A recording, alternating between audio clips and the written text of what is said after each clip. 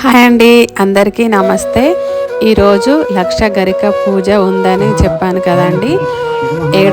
ఏడవ రోజు గణపతి నవరాత్రులలో 7వ రోజు మంగళవారం మా కాలనీ వాసులమంతా లక్ష గరిక పూజ చేసుకుంటున్నామండి.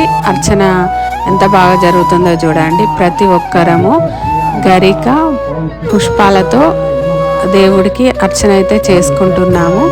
చూడండి, కాలనీలో ప్రతి ఒక్కరము తారతమ్యాలు లేకుండా, ఏ విభేదాలు లేకుండా ఎంతో సంతోషంగా అందరం ఒక కమ్యూనిటీతో చాలా చక్కగా జరుపుకుంటామండి. ప్రతి వేడుకను చాలా సంతోషం అనిపిస్తుంది అందరితో జరుపుకోవడం, అందరం ఇంత హ్యాపీగా కోలాహలంగా ఉండడం.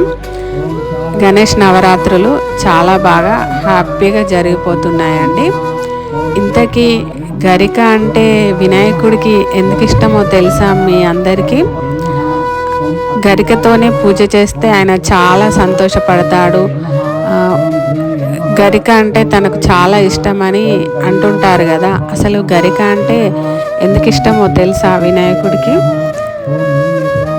అననాసురుడు అనే రాక్షసుడు నిప్పును పుట్టించి దేవతలను, లోకాన్నంతా దహిస్తూ దేవతలను ఇబ్బంది పెడుతూ ఉంటాడంట.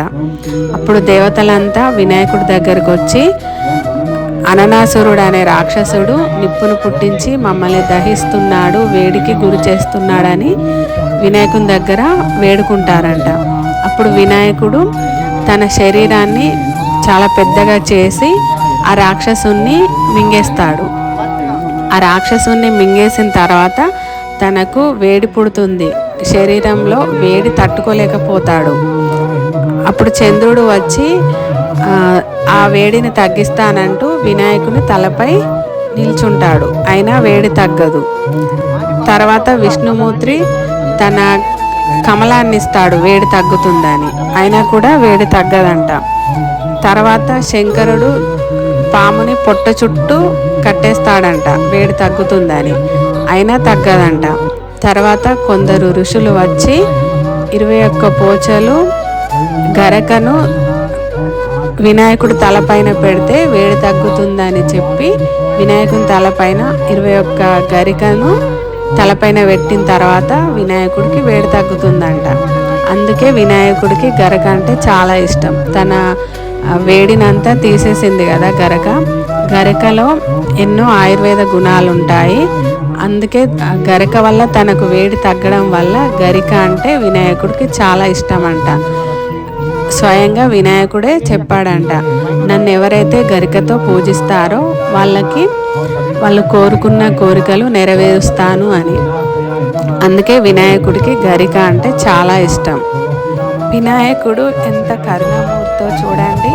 4 గడ్డి పోచలు తన పాదాల వద్ద పెడితే చాలండి, మనల్ని కరుణిస్తాడు. మా విఘ్నాలు తొలగించయ్యా విఘ్నరాజా అని వేడుకుంటే విఘ్నాలు తొలగిస్తాడు.